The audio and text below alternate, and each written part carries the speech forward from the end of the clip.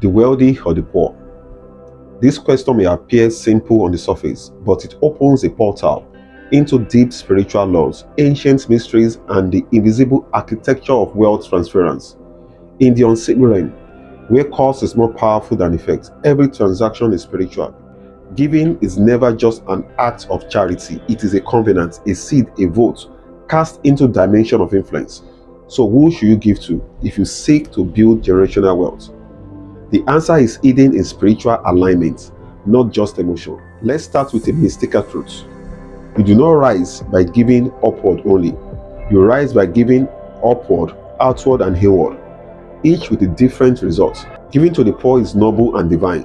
It activates mercy, compassion, and temporary covering.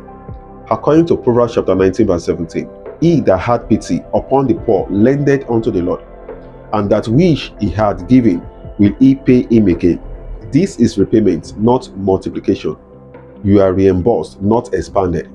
The spiritual law here is about maintaining favor, not creating legacy. Giving to the poor is like watering a tasty plant. It helps the moment, but it doesn't necessarily expand your orchard. You gain spiritual credit, yes, but not access to wealth gates. Why? Because many poor people, though deserving of help, are not always aligned with wealth portals. Their lives may still be under ancestral embargoes or mental limitations or even spiritual covenants of lack. Giving to them is righteous, yes, but it does not necessarily activate the law of replication. It's a moral obligation more than a wealth strategy. Giving to the aligned vessel. Now, here lies the deeper mystery.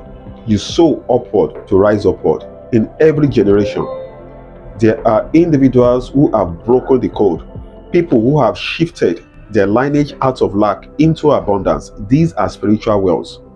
When you give to them, you are not just giving money, you are connecting to their frequency. You are entering a current. This is not about idolizing the rich or the wealthy, but about recognizing spiritual alignment.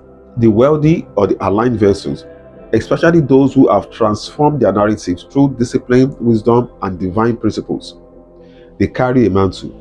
Giving to such individuals isn't flattery, it's activation. It's like planting a seed in fertile soil.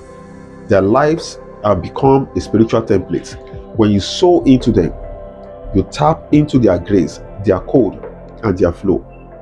Even in ancient Israel, people brought gifts to kings, to prophets, and to priests, not because those people were in need, but because giving was a spiritual ladder. That gift connected them to realms of favor, wisdom, and divine intervention. So, if your goal is to build generational wealth, your giving must be strategic, not emotional. Giving to the poor to maintain mercy, give to the aligned to unlock destiny. Sow into lives that have already become altars of prosperity. This is how wealth multiplies across generations, not just through effort, but through alignment. The poor you serve with compassion, the wealthy you honor with revelation. In spiritual law, you rise by where you sow. So, choose your soil wisely.